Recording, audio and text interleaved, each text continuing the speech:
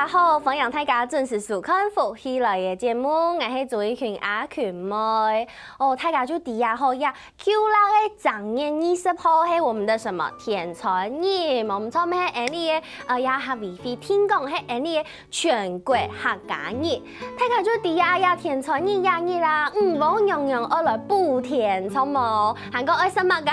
愛食好食嘅甜品。古時呢，佢們愛食嘅乜嘅？佢們愛食嘅一隻兒童劇團，佢老有隻天傳日嘅由來啊，講出做乜嘅人冇樣樣愛補填。韓國有劇團嘅名誒，當神奇哦，佢按到偶劇團，我不是口技哦，我是真的說出一隻劇團嘅名誒，佢按到偶，所以有隻偶劇團，做乜嘅愛按到偶。韓國家嘅天傳日有很用嘅來呈現呢，你家家來分享給你嘅來賓，歡迎偶劇團的團長孫團長，你好。好，各位觀眾朋友，大家好，我是偶劇團團長孫承傑。好，分享團長，接下來是我們的演員宗憲，歡迎宗憲，你好。Hello， 大家好，我是宗憲，大家好。哦，都用心哦，有練一下客家話，對不對？對，很特別，是我剛剛跟觀眾朋友講，這個劇團的名稱叫做偶，很有趣。為什麼會叫偶劇團呢？對啊，每個人第一次聽到都會覺得團長是不是口疾，對不對？偶一直講不清楚，就跟那個我是范瑋琪是一樣的意思。對。那事實上呢，我們是一個專門從事用偶來做表演的團體。好，那當初在想這個劇團團名的時候，就在想到底要怎麼樣表達我們的精神。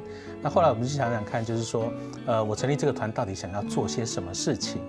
那後來發現，我想說演偶戲給兒童看，對，那演偶戲給成人看，有一些在國外有很多這個偶戲是for大人的 adult 這樣子，哎，對。那第三個呢，就是說其實國際上有非常多有關於這個偶戲界的大師，那很希望就是做所謂國際的交流，邀請他們來台灣傳授他們的知識啦、經驗等等，所以就是說所謂做這個國際交流的部分。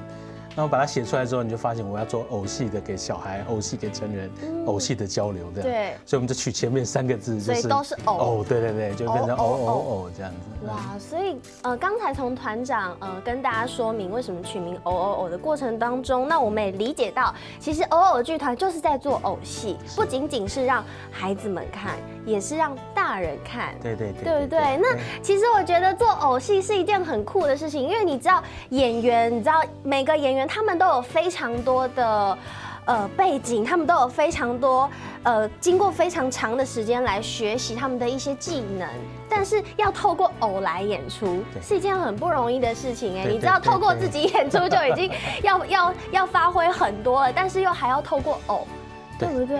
對，這是不容易的。是的，對我們來講的話，其實要想成為一個超偶的演員，他必須要先是一個很會演戲的人，也就是說他會對戲劇有概念，有畫面，但是他必須要用偶把自己包起來，對，然後他要透過他的操作來讓偶呈現他腦筋想的東西，對，所以他還是在經過另外用工具嘛，對，來轉換這個東西，對，所以他變得非常的，所以他反而就是也沒有比一般的演員靠自己演的演員還要輕鬆，對不對？可能觀眾朋友對，可能觀眾朋友會想說啊，就是躲在偶後面而已啊，我又不用自己演，那是偶在演，不是我在演啊。其實超偶師也是很不簡單，很不容易的，所以他們必須要經過前期的訓練。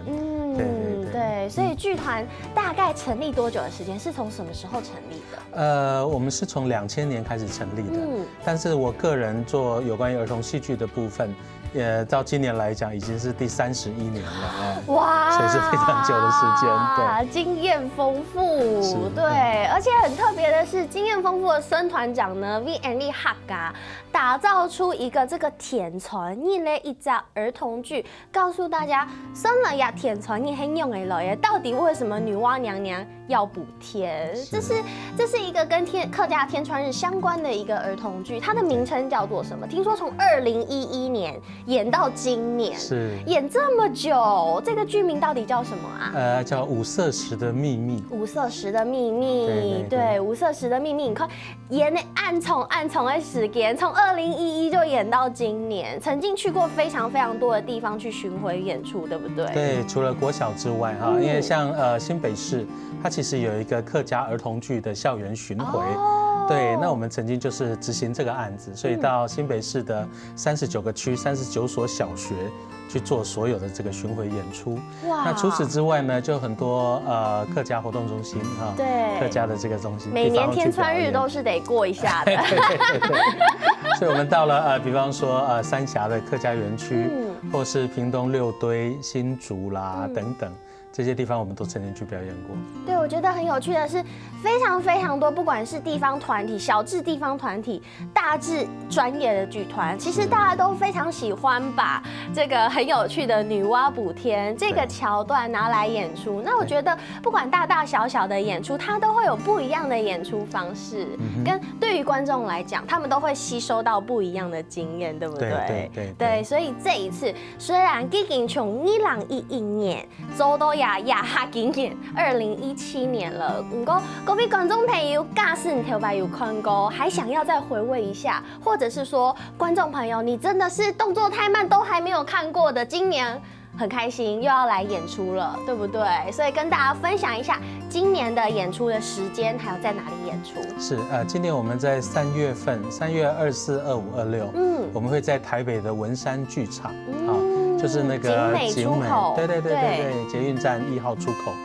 的旁边那里，很近，对，就会演出这个5色石的秘密。哇，所以如果观众朋友要购票的话，他应该怎么去购票呢？我想可以上网路那个两厅院的售票系统，对，你就找亲子类，那或者你就直接输入5色石的秘密。5色石的秘密，好，各位观众朋友，假使讲想要来看，不想错过今年的5色石的秘密啊，冯养泰嘎上两厅院的网站去搜寻亲子类，或者是5色沙给比咩。这个5色石的秘密，对不对？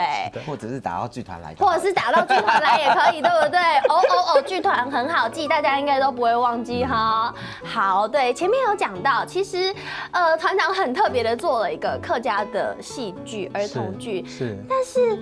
你自己不是客家人呢，我很好奇，因为一般人可能不是我们自己族群的东西，当然比较不容易感同身受。你是怎么搜寻到这个女娲补天跟天川日跟客家的主题，然后来做结合，想要碰撞出这样子的一个？我想就是说，那时候也是过年期间吧，就看到客委会的广告。对，他在电视上不是播出有关于这个全国客家日，对，它叫天川日。那时候就是接收到这样的资讯，其实对我来讲就觉得很好奇，因为对我们非客家族群第一次听到天川日，对，就觉得很好奇，说这是什么东西，对不对？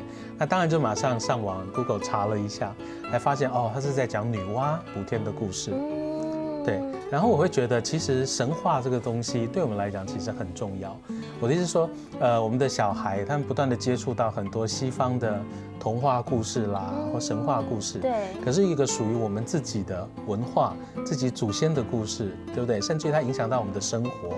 比方说天川日，我就知道说我们会有放假，对不对？对，那一天的话就是所谓的休息的时候，没错，对不对？它影响到现在的生活，那它的由来到底是如何？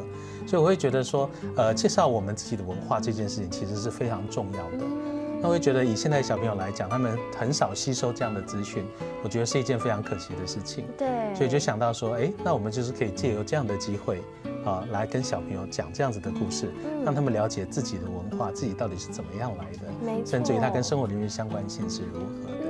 所以我们就制作了这出戏。对，因为你就一起生长在台湾亚的土地，可能你可以 follow 你是闽南人，或者是你是其他族群，你是原住民，是其他族群，你可能不知道为什么客家人这一天要放假，对不对？那我们透过这样子的偶剧的方式形式来演出，告诉大家为什么你天传你不用聊。听说孙团长也是因为这样，然后会去外面搜寻，就哪些人是客家人，那雷达突然间变得很敏感，对不对？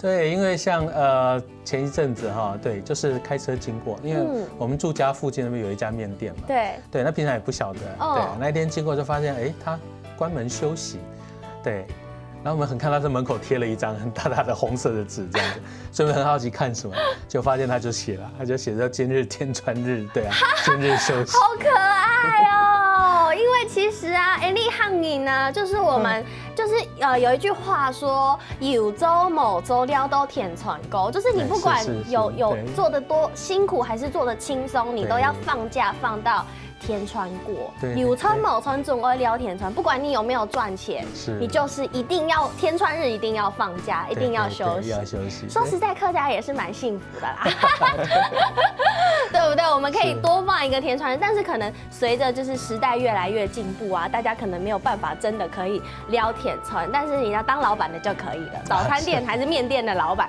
就可以去咖来撩天川。对，所以我觉得这是一个很有意思的事情。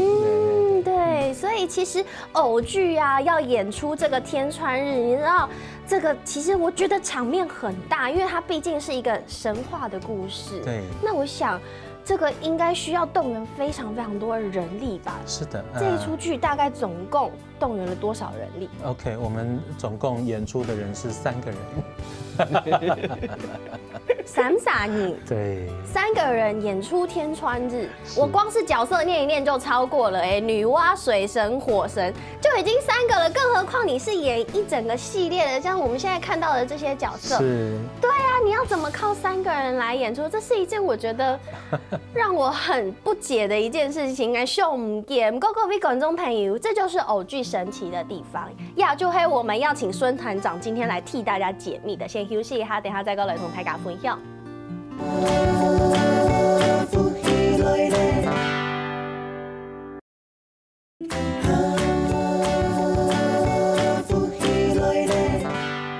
好，歡迎大家又到到福喜來嘅節目，我係綜藝群阿群妹。今日嘅節目呢度愛同大家紹介係偶劇團，也拜又愛再過來演出這個天川日，它今年呢天川日有了這個兒童劇哦，它叫做五色石的秘密。色三個秘密，今年就又愛來做演出，歡迎大家上兩廳院的網站去搜尋五色石的秘密，或者是在親子劇場的部分來搜尋這一個劇，然後就可以來購票，在我們的台北景美那邊的文山親子劇場來演出，對不對？是。對，那剛剛有提到說，偶劇感覺應該是要動員非常多的人來演這麼大的一個場面，不過其實槍閃閃演聽聽，只有3個人。是一個非常精簡的演出，但是也很難令人想象3個人要怎麼完成一出兒童劇，而且兒童劇感覺應該是要很多人來帶動孩子們吶，3個人到底要怎麼來演出啊？對，我想這個就是偶劇的特色哈，因為對我們來講，就是說故事裡面應該是說角色很多，對不對？像您剛剛提到的很多神啦，對不對？對，那個是屬於角色。那角色我們不一定要用演員真人來演，我們其實可以透過偶來做表現，那這樣的話就變成說演員他其實是操作這些偶的人，等於說他一個人其實就可以操作非常多的角色，而不是說我們在舞台上有非常多的人這樣子，哎，原來是這樣，是有技巧，是有秘密的，所以其實剛剛團長說得很清楚，我相信很多觀眾朋友還是聽得很模糊，那我們直接就請宗憲來示範一下好了。宗憲手上的這個角色是？哦，這是我朋友，他叫做火神，好像長得有一點像哈。好福氣啊，好，那我們現在就來請宗憲來示範一下火神要怎麼來演出。好，我是火神祝融，所有的火都是由我来掌管的。哇，好可愛哦！所以是，你直接用你的人也會呈現在舞台上，然後偶在你的手上，你就是這樣子來做一個演出，然後用聲音的表情，而且我覺得觀眾朋友不僅是看得到，你知道那個偶的動作，其實宗憲的聲音表情也很重要，哎。對不對？你自己的聲音跟你的表情，你比如說火神好了，你賦予他一個什麼樣的感覺？就是在這個故事裡面啊，因為他們之後會打，他們會打架，就是水神跟火神會吵架，所以第一時間我就直接賦予他就是一個非常的急促，非常暴躁，對，所以就是在聲音的那個尋找上面，就是往這個方向去着手，然後就很自然的對。就會這樣子，讓他有這樣子的形式。所以剛剛團長有說，操偶師必須自己要是一個非常專業的演員。對，就是說他已經對所謂的角色的掌控已經很清楚了，之後再利用他手上這個偶來把它傳達出來。沒錯，其實啊，剛剛看了宗憲表演。其实呢，团长自己也是担任操偶师，有非常非常久的操偶经验。是。对，那团长大概是从什么时候就开始操偶了？哦，在30年前吧，对。哇塞！因为当年是这样，就是说。我们做儿童剧哈，在31年前的时候，对，那时候我们强调所谓叫专业的儿童剧团，那时候是国内第一个儿童剧团，它叫魔奇儿童剧团，当然现在已经不在了。那所谓他强调的专业，就是说舞台上的演出都是成人、大人专业的演员来演戏给儿童看。因为在那个之前有非常多的，比方说小朋友上台演出给小朋友看啦等等啊，所以在那个是一个分界点，就是说那时候开始用专业的演员。那在儿童剧里面一定会有所谓儿童的角色嘛，对，也就是说那个小朋友他可以去认同这个角色，对不对？所以这个儿童角色非常重要。对，那专业的演员就变成说你要大人去演小孩。他其实演起来，对你就会觉得很尴尬啦，或者是说我们在舞台上看到那个比例不太对啊，对不对？比方说小孩他就是跟父母一样高，对不对？之类的，对，就是会有一些这样子的问题。那我们后来是参考了一些欧美国家他们是怎么做，后来发现其实他们是运用了非常多关于戏偶的部分，在这个表演里面。对，也就是说他用偶来替代这个小孩的角色。那一方面它有非常多的好处啦，那比方说在造型上面，我们就可以做很多的变化，而且很可爱。对，比方说如果我们今天要讲的是一个很肥胖的小孩，有这个肥胖问题的话，那我们要去找一个很胖的演员，真的不好找，对不对？那可是我们用偶来替代的话，没有开玩笑的，不要说出来，把秘密说出来。对，那如果我们是用偶来做的话，其实就非常容易。我可以把这个小孩做得跟雪人一样，对不对？圆圆的。那再来就是说，用偶来操作哈，他的表演的那个形式上面，或者是说他意境上面，其实就可以更传达出来。比方我们常常讲，就是说高兴的好像要飞起来，那你要怎么样呈现好像要飞起来？用人可能很难飞，对不对？没有办法。你要吊钢丝啦什么的，对。可是用偶的话，我们就可以把这种情境，因为它很容易就可以漂浮在空中。对。也就是说，我们在情境的塑造上面的话，其实它就会变得非常容易，而且可以做很多的这种变化，所以变成说偶戏在国外其实运用的很广。对，而且有很多种不一样偶的形式，有就是全身穿起来的，脸都遮住的那一种，对，然后也有小的，对，小的那种傀儡式的超偶的，光影啦等等，对，所以它种类很多。那在30年前，国内比较缺乏这样的资讯，也没有人教。因为那时候国内大概就是布袋戏、皮影戏等等这些东西，传统的偶戏。所以那时候我们自己的做法就是，从国外的一些演出的资讯、剧照啦，或是演出的影像啦，去学习、去揣摩，去研究它到底是怎么做的。对，然后自己摸索，自己跟自己学习这样子。那学习到了10年左右，你就会发现你会的东西大概就用光了。那很多偶的内部构造啦，这些你会发现你不懂还是不懂，对。所以后来的话，就到欧洲啦，到美国去学习有关于这个现代偶戏的东西。哇！那回来才成立偶剧团。对，因为我觉得其实在国外，他们的儿童剧真的发展的比较完善。而且我之前听过一个儿童剧的导演，他说，其实儿童剧它是连整个剧场都应该为儿童量身打造的。对，没错。因为小孩比方说他的座椅的高度，如果用大人的座椅的话，有时候小朋友个子比较小嘛，他坐下去的话，他其实是看不到前面的。所以我们看到很多国外的剧场，他那个椅子，比方说他设计是折叠的。小朋友坐的话，一方面他的椅子的深度就会变窄，一方面也垫高了。对，他的那个椅子就变成是多功能的。那当然，现在国内的剧场、儿童剧场的话，也往这个方向走。我们可能设计那样的椅子比较不方便，可是我们在现场可以发那个垫子，先让他们垫在上面，对，他们垫了，其实他就可以坐高一点了，他就比较适合欣赏。所以就变成说，它的软体跟硬体其实是互相搭配的。没错，所以其实儿童剧它真的是一个独立的、专业的一种剧种，非常非常的不容易。而且其实我有听说啊，演偶剧真的很辛苦。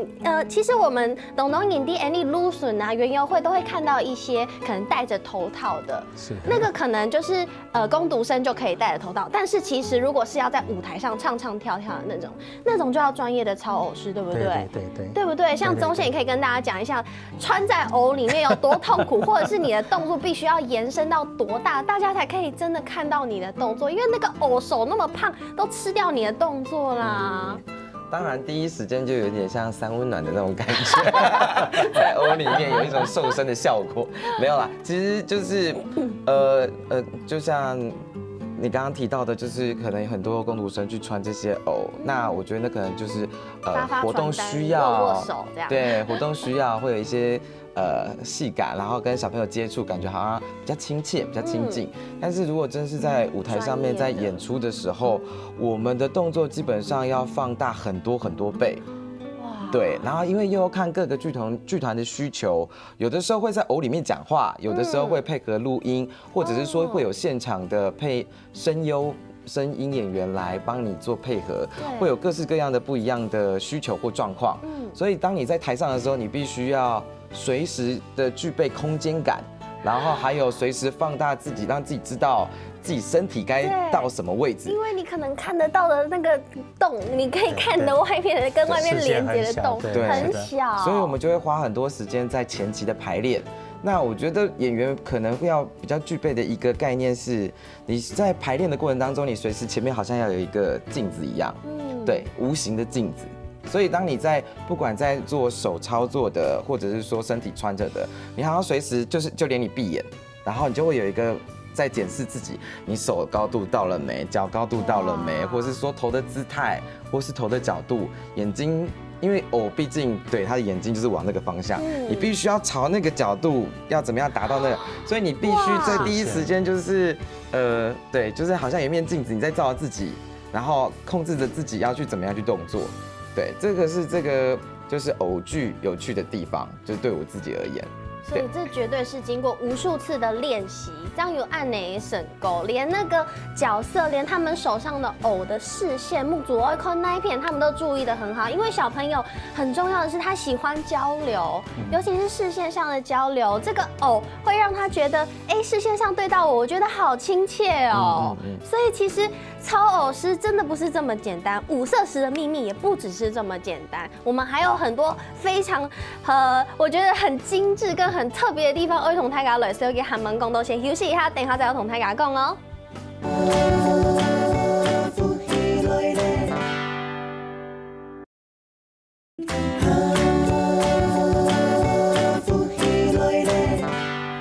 好，歡迎大家又轉到福起來嘅節目，我係總一群阿群妹。好，你剛才談到這個孫團長，佢操偶30人年這個專業的經驗，同大家來分享，到底這個操偶啊，難是難在什麼地方，有趣又是有趣到什麼地方？而且這一次就是又要把這個五色石的秘密來跟大家來呈現哦。鼓手牙他就會來問一下孫團長了，這個我們旁邊的這個背板啊，它其實就是到時候演出的一個背板。对，这个是演出的一部分了。哦，对，这个是因为我们五色石的秘密，我们要讲女娲补天的故事，可是我们要从头开始讲的。哦，对，我们总不可能一开始就讲，对，甚至女娲哪来的，对不对哈？对，所以其实我们就把上古的神话哈，我们讲说所谓的从盘古开天辟地开始讲，天地怎么来，人类怎么来，所以女娲造人的故事。那发生了什么事情呢？有所谓的夸父追日这样子的故事，然后呢，人类不断的成长之后，对不对？然后住在河水边啊，等等，然后就有所谓的水神跟火神这样子的角色，所以这个是我们的水神共工，火神祝融哈，对。那之后呢，水神跟火神当然了，他们受人类的这个奉祀这样子，那他们也在争执谁比较重要，两个都很重要，但是他们一定要争上下就对了。所以水神跟火神打架嘛，所以他们打架的时候把不周山给所谓的撞断啊，天柱撞断了，所以天就塌下来了。也就是这个时候，女娲才出来，收集所谓5种颜色的石头，五色石，对，然后炼着这个石头，然后来补天等等，所以才会有所谓的天穿日这样子的习俗的由来。所以我们就是从盘古开天一直讲到所谓的女娲补天，所以有5个场次的演出。对，有5个故事在里面。那当初在构想这出戏的时候，就想到，我们常常看到一些神话故事，除了变成口述之外，其实我们也可以常常在一些壁画啦，对不对？上面可以看得到。对，所以我们就想说，那我们就从这个部分开始讲。又用这样子的方式来作为我们创作的一个基础，这样，所以我们做了很多这样的背板，就是说你可以看到它好像是一个壁画一样，所以舞台上就是有很多，对，有这样子一片一片的，每一片就是一个故事。那这样子是半浮雕的方式，那在舞台上不管色彩啦，或是线条等等，灯光打下去，其实因为它是半浮雕就很漂亮。对。那说着说着呢，我们可以除了讲这个故事，因为它是不会动的，所以我们说到一半的时候，我们甚至就可以把这个偶这样子拔下来，直接就是对，直接变成说故事里面的人从壁画里面走出来，演出给大家看，这样子。好酷哦！对，所以这是我们创作的一个发想的过程哈。为什么要用这样子的方式来做？对，这样听起来它是有一点会有一个说书人的角色的概念，对不对？就是对，他就用一个说书人来把这5个故事给串起来，看着壁画说故事。对，然后边说他就边拿下来，就可以边演出这样子。这就是舞台跟我觉得跟电视的电影或者是戏剧不一样的地方。对，它多了很多的想象，对，然后这个空间可以不断的变化。戏剧里面，在电视的电视剧里面，我们透过转场，透过剪接，我们把这样子的效果营造出来。是。但是你们是在舞台上，对，直接完全不 NG 不剪接，就做出这一些的动作，哎。对，所以就是说有趣，就是有趣在我们说舞台它是一个充满想象的地方。我们在这个空间里面制造了非常多的效果，对不对？激发小朋友的想象力啦、创造力啦等等。对，所以其实宗宪这一次演出，不仅仅是这个火神祝融的角色，其实还有另外一个角色，对不对？对，这个夸父听说可以让你减肥，对不对？因为夸父要追日，要一直跑，一直跑，一直跑，一直跑。这个夸父又是怎么样的一个性格呢？其实夸父追日这个故事大家也都知道，也有熟能详。那其实我们整个在这个在过程当中，它变得比较童趣一点，不会让它那么硬的，就是直接就是所谓的传统故事的就是纯粹就只是追太阳，为了一个理由去追太阳。然后我们把它变得很童趣一点，就是可能我们来玩个游戏，然后那既然我们如此，那就我来追你，你不要跑哦。对，然后就开始追，然后突然间，金屋觉得你太慢了，好，然后于是又在做调度啊或转换啊，里面有一些很调皮类的东西在里面玩。对，所以就是在性格部分的话呢，就是因为有童趣的部分，所以我们不会特别的，就是很用力，就是好像每个好像运动健将一样。对，就是它会变成比较可爱的一种模式。对，然后再以调皮玩闹的个性进去，然后就会变成像我们自己在扮演的是，我在扮演的时候是，我突然间忘记了，好紧张哦。好，就是可爱的夸父。对，简单讲就是可爱夸父。然后那个状况是，不，我突然间脑筋一片空白。你现在是怎样？就是一个断片的概念，就对了。然后啦，就是在整个过程当中，它是充满着欢乐的啦。对，没错，因为这是儿童剧很重要的元素。对啊，在跑的过程当中，就是小朋友就还会跟你喊加油，搞得人家在路跑比赛一样。对啊，我觉得儿童剧欢乐真的很重要，而且小朋友一定都非常非常喜欢这种神怪啊、神话故事类的，因为其实对，团长您说，就是说夸父这一段，他们不是在舞台上表演而已，他们很多时候其实是追到观众席里面去，直接可以做互动，对不对？对，就是说，我们把这个空间延伸到观众席，甚至让小朋友共同来参与。对，这样子的一个故事，对，就像你们演出了这么多场，而且因为这种舞台剧的直接面对面观众演出的形式，其实每一次都是不一样的，每一次的呈现都不同，小朋友的反应也不一样。今天来的是文静的小朋友，还是活泼的小朋友，呈现出来的感觉，那个欢乐的程度都不一样。没错。那这么多场次来讲，要怎么样才可以拉近跟小朋友距离？有遇到那种很冷漠的孩子吗？基本上就是说，我们在做戏的时候，小朋友会有什么样的反应？其实基本上我们都会考虑进去，因为除了把场子炒热之外，你也不能太热。对不对？不然等一下失控了。对，所以就变成说何时该用什么样的方式，或者说这个剧本里面这台词里面有什么样的部分是可以让小朋友比较好玩的、逗趣的等等。这在一开始的时候，其实我们都有是经过设计。对，那甚至于这出戏，其实我们也很希望小朋友可以参与其中。也就是说补天，我们感觉不要只是女娲一个人的责任嘛，对不对？可以发大家吃甜板嘛？很希望啊，只想到吃的主持人。对，所以在这个节目设计的时候，其实我们一开始观众进场的时候，我们其实就会发给他们一些东西哈。哦，对，可以参与戏剧的东西。对，因为比方这样子讲好了，因为女娲到时候补天，她需要收集5种颜色的石头嘛。对，五色石。五色石嘛，对不对啊？所以变成说观众进场的时候，其实我们就会准备5种不同颜色的球。其实是可以发给小朋友的。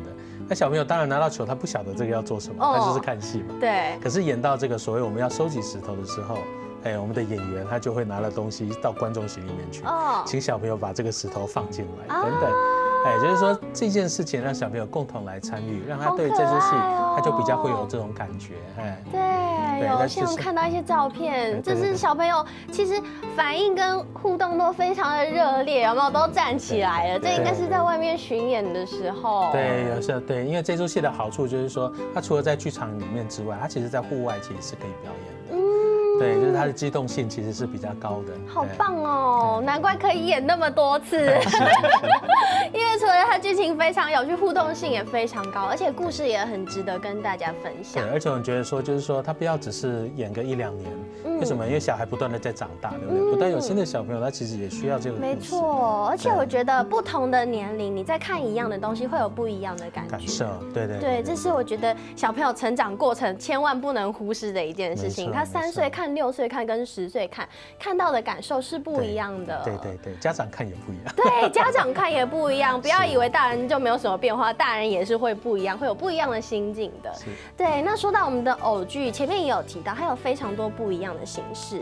那偶剧团除了这样子的形式之外，也有其他不一样的形式，可以请团长跟大家讲一下，大概演出的类别有哪几种的形式吗 ？OK， 偶的形式种类有非常多种啊，比方说用手操作的手偶，用棒子控制的棒偶，对，然后用光影，对不对？我们看皮影戏这一种光影戏，或者是用线来控制，我们讲提线傀儡，或是悬丝偶等等。那我们剧团呢，其实比较大的特色，我们在做的是物品剧场。物品剧场，对，它的英文叫 Object Theater， 但是我们直接翻过来。所以国内有人叫物品剧场，或者叫物件剧场啊。那它的意思是什么？就是我们直接用生活周遭我们所发现的这些物品，我们不经过加工，我们不要把它钻洞啊，不贴眼睛啊，这样子，通通都不要，就是让它保持物品的样子。什么意思啊？这就是一个杯子啊。对，杯子要怎么办？对，比方说杯子，我们就是看照它的外形，对，它的造型，然后看到它的一些功能，然后加入我们的想象。怎么样去表现，让它变成是故事里面的角色？我现在想象他是贝多芬，因为他失去了左耳。对 ，OK， 那如果这样子的话，对，那我们就看怎么样用我们的声音，跟怎么样用我们的对，失去左耳的是梵谷，我在说什么啊？好丢脸哦。OK， 对，像你这样子想象，我们就可以来把它变成是这个人物，对不对？透过我们的操作，比方说我们放声音，有声音，它就变成这边听不到。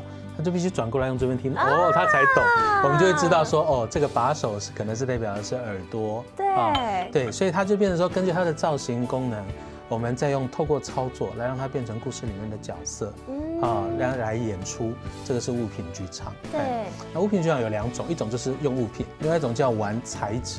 材质？对，材质。材质？对，质料的质。对。像我们有一出戏哈，那个也是我们在国际上面得到很多奖的，它叫做《只要和你在一起》。这个只要就是纸张的纸。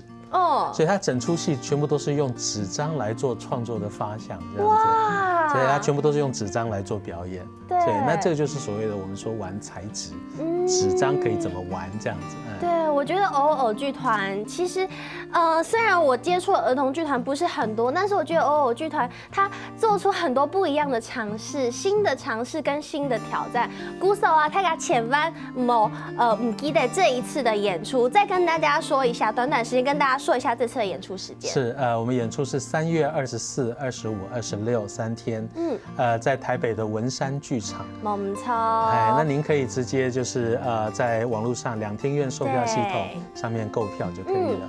好，鼓手大家听众们唔记得了，有限的时间去我们的文山剧场看这次《五色石的秘密》。那今天谢谢偶尔剧团孙团长来到节目现场，还有宗宪，谢谢谢谢大家。没什么观众朋友的时间休息一下，等下点运通欣赏做运通。